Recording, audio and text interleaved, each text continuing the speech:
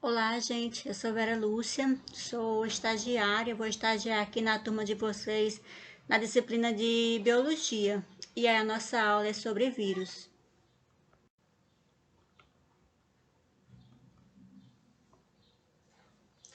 Pessoal, por ser organismo muito pequeno, a descoberta do vírus não foi uma tarefa fácil, certo?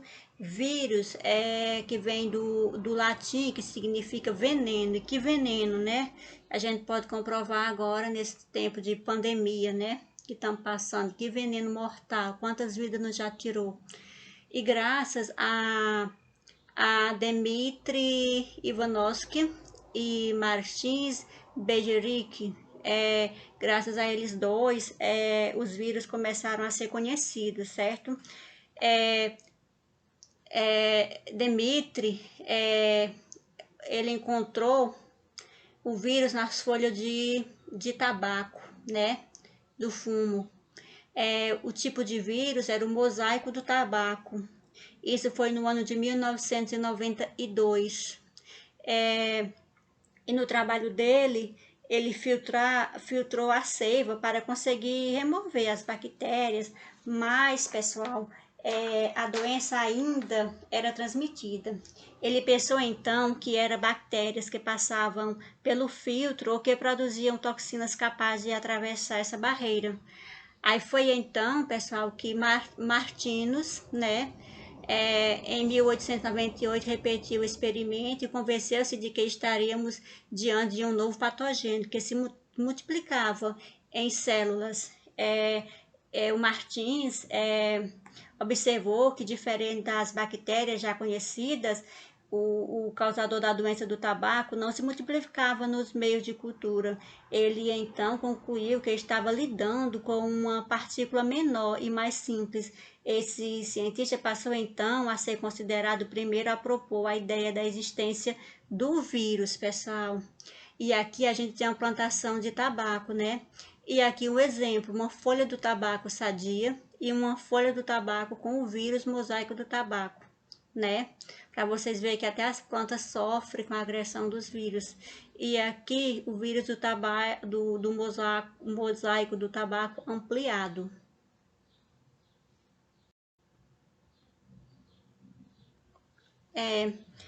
Os vírus são organismos muito pequenos, pessoal, e bastante simples, que são considerados seres vivos por alguns autores e não vivos por outros. Para se ter a ideia da dimensão desses organismos, o menor vírus de que se tem registro possui apenas 20 nm de dinâmetro, sendo ele, portanto, menor que um ribossomo. Uma característica, pessoal, importante dos vírus, né, a característica mais marcante dos vírus é a ausência das células, eles não têm células. Então, os vírus são considerados parasitas intracelulares obrigatórios, porque eles precisam de uma célula para sobreviver, para se reproduzir. Por não possuir metabolismo próprio, sendo capazes de se reproduzir apenas em células hospedeiras, pessoal. Os vírus são conhecidos principalmente por causarem várias doenças, como a gripe, como a catapora, como a Covid, né? O sarampo, e serem considerados parasitas intracelulares obrigatórios, porque eles necessitam de células para sobreviver e se reproduzir. Então, são parasitas de seres vivos de diversos, como as plantas, animais, as bactérias. Necessitam da célula animal, da célula vegetal, da bactéria, do fungo, para poder se reproduzir. E eles apresentam especificidade celular, ou seja, para cada tipo de célula há um vírus específico, pessoal. Certo? E esses vírus, pessoal, eles têm estrutura, né? Eles têm estrutura. Né? Eles têm estrutura aqui, ó, os exemplos das estruturas dos vírus. Então, quando fora das células hospedeiras, é chamado de vírus. Esse vírus aqui, pessoal, é uma partícula isolada, né? De um vírus na forma infecciosa. Então, os vírus passam por várias formas durante o seu ciclo. E quando ele está na forma mais completa, com a capacidade de infectar uma célula, chamamos essa forma de vírus, certo?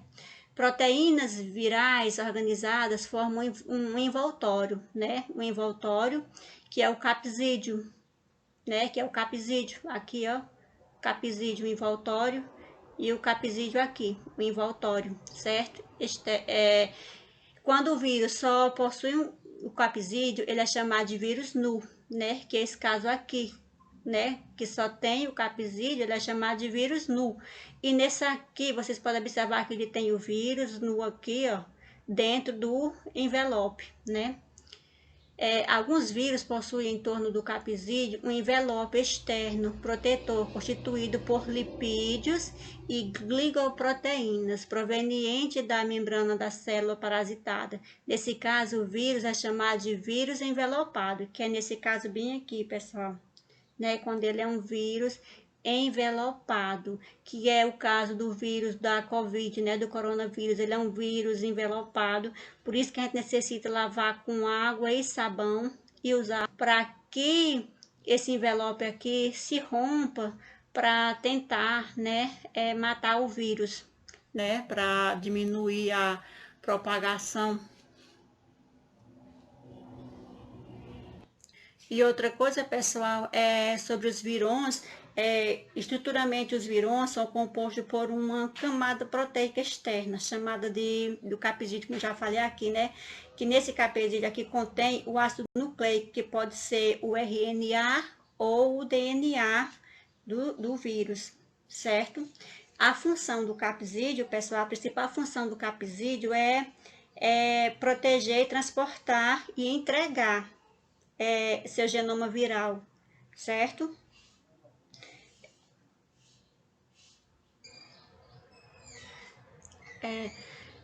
Possui um único tipo de ácido nucleico, que é o DNA ou RNA.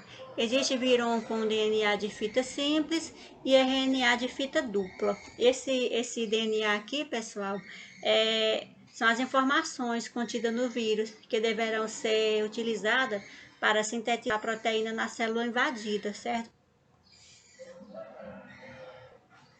Então, de maneira geral, podemos resumir dizendo que os vírus são compostos por ácido nucleico, DNA, RNA, ou os dois, né, pelo capsídeo e também pelo envelope membranoso, né, presente apenas em alguns tipos de vírus.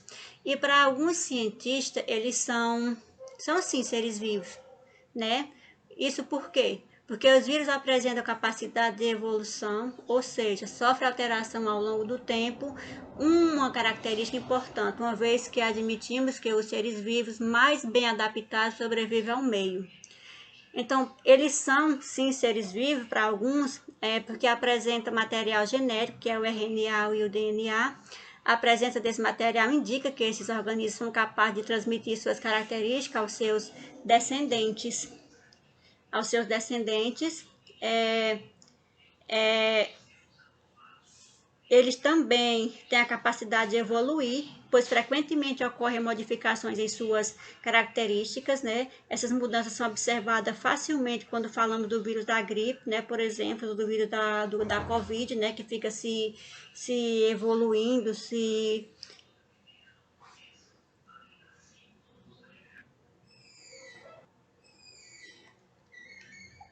Para outros cientistas, eles não são considerados seres vivos porque não possuem organização celular, né? Não tem membrana plasmática, nem citoplasma, como o citosol e organelas, nem núcleo celular, né? A membrana plasmática, que é uma estrutura presente em todos os tipos de células, eles não têm, né? Os vírus. As organelas celulares são pequenas estruturas localizadas no citoplasma, mergulhadas no citossol, região interna da célula. Eles não têm. O citossol é o local onde estão localizadas as moléculas e organelas celulares. Então, eles não têm, o fato deles não terem essas características aqui, para alguns cientistas, eles não são seres vivos. Vocês podem observar na célula animal e na célula vegetal. São constituídos basicamente por uma cápsula de proteínas que abrigam em seu interior o material genético, certo, pessoal? eles não possuem metabolismo próprio. Nos vírus não ocorrem as reações químicas observadas no interior de uma célula viva. Fora de uma célula hospedeira, eles não têm nenhuma atividade, são inerentes e podem até formar cristais, como os minerais, né? Aqui eu coloquei uma imagem mostrando o coronavírus atacando células humanas, e aqui outra imagem mostrando o coronavírus ampliada, o vírus ampliado. Para alguns cientistas, eles não são seres vivos porque eles produzem-se somente dentro de células vivas, parasitas intracelulares, né? São parasitas de seres vivos diversos, como plantas, animais e bactérias.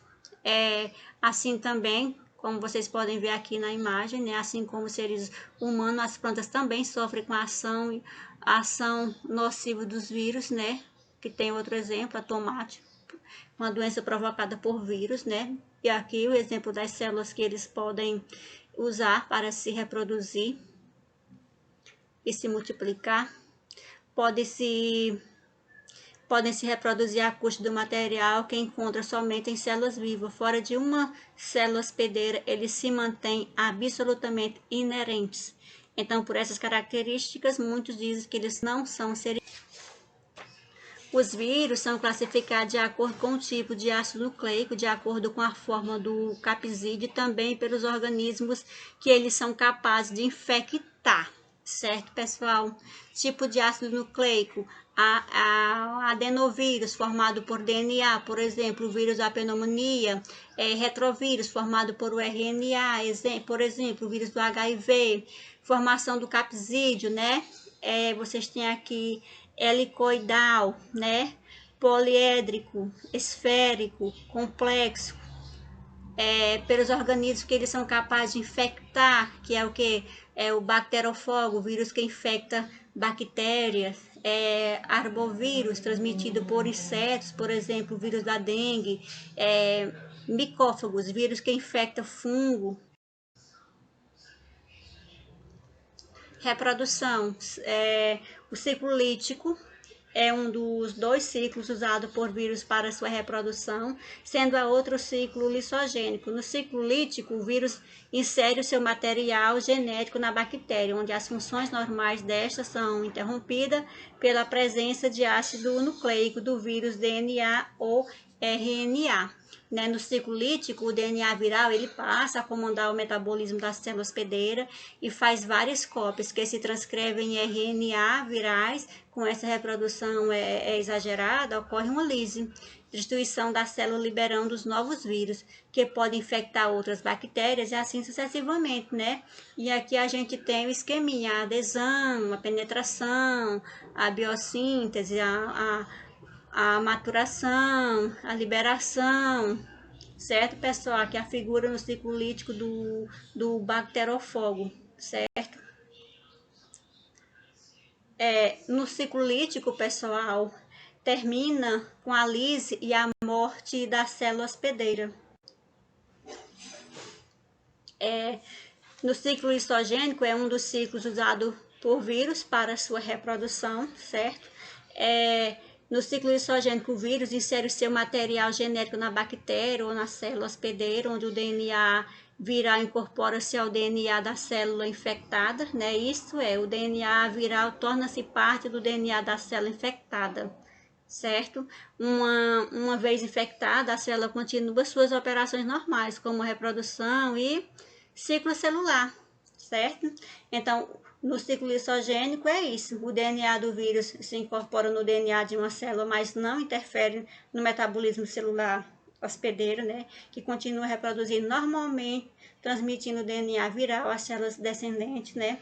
O processo é semelhante ao ciclo lítico, porém o DNA do fago, vírus, se insere ao DNA da célula hospedeira, né? Vai para o DNA da célula hospedeira. E toda vez que a célula hospedeira replicar seu DNA, o vírus agora chama-se de prófago. Também é replicado, permanecendo latente nas células filhas. Aqui você tem o DNA do fago, né? O DNA, o cromossomo bacteriano, entrando, né? no DNA, porém o DNA viral pode ser removido do cromossomo bacteriano e iniciar um ciclo lítico, certo? Aqui você tem o genoma viral, e aqui quando ela já multiplica, e assim, pessoal, sucessivamente. O ciclo lisogênico, a célula hospedeira permanece viva. No ciclo lítico e lisogênico, a célula hospedeira, quando ela realiza o ciclo lá lisogênico, ela permanece viva, mas morre se ela entrar no ciclo lítico, certo, pessoal? Então, aqui o DNA do fago, que mostrando esse exemplo aqui, o DNA do fago, e vocês têm um tempinho, vocês observem com mais cuidado, cuidadosamente, e na próxima aula a gente as dúvidas, e aqui tem referências bibliográficas, e continuamos na próxima aula.